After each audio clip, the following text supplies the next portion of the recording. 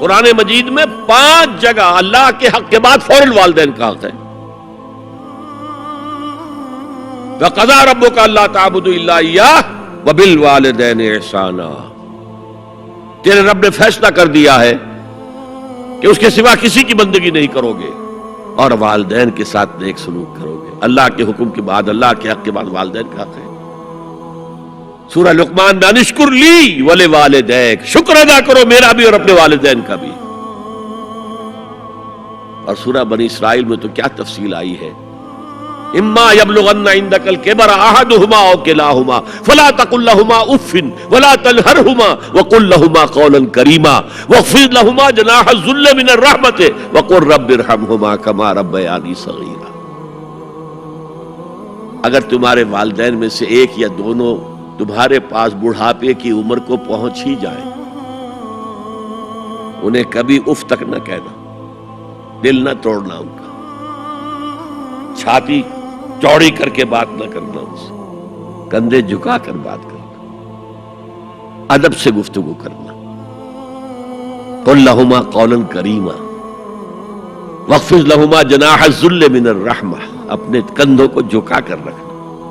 اور پھر کہنا، اللہ سے دعا کرنا، رب ارحمہما کما ربیانی صغیرا، پروردگار میرے ان والدین پر رحم فرمائیو جیسے کہ انہوں نے مجھے پالا تھا جبکہ میں چھوٹا سا تھا. تو خاندان کے نظام کو مستحکم کرنے کے لیے 3 ڈائمنشنز ہیں. جیسے ایک کمرہ ہے، چوڑائی ہے، لمبائی ہے، اونچائی ہے. پہلے تو شوہر اور بیوی کے درمیان بانڈ آف لو. اب یہ شوہر اور بیوی پیرنٹس بن گئے ہیں، والدین بن گئے، اولاد آ گئی. سیکنڈ ڈائمنشن ایڈ ہو گئی، ادب، عزت. اور بہن بھائی ہے، اخوت، جس کو کہ وہ کہہ رہا ہے جی ویلز بھی، فریٹرنٹی، خاندان کا ادارہ مستحکم. یہاں ایک نقطہ اور بیان کر دوں. لیگل لیول پر بیوی کے حقوق کم ہیں، شوہر کے زیادہ. الرجال قوامون علی النساء، سیدھی سیدھی بات ہے، اور ہمیں ڈٹ کر کہنا چاہیے. یہ اس سے زیادہ معقول بات کوئی نہیں ہے. کسی ادارے کے 2 سربراہ برابر کے اختیارات والے نہیں ہو سکتے. لیکن اخلاقی طور پر جو ماں کا حصہ ہے، باپ کا حصہ اس سے 1/3 ہے. قرآن مجید میں آیا ہے نا، حملتہ امہ وہنا علی وہن وفصالہ فی عامین ان اشکر لی ولوالدیک. اسے اٹھائے رکھا اس کی ماں نے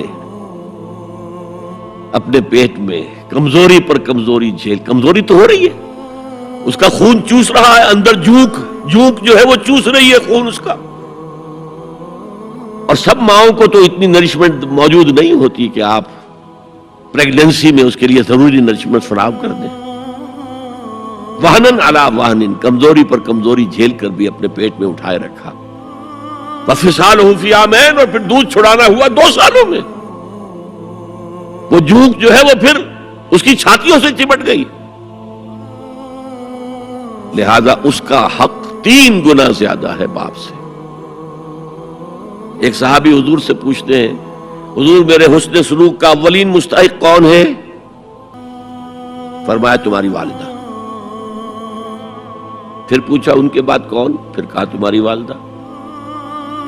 پھر پوچھا ان کے بعد کون؟ پھر کہا تمہاری والدہ. پھر پوچھا ان کے بعد کون؟ تو کہا تمہارے والد.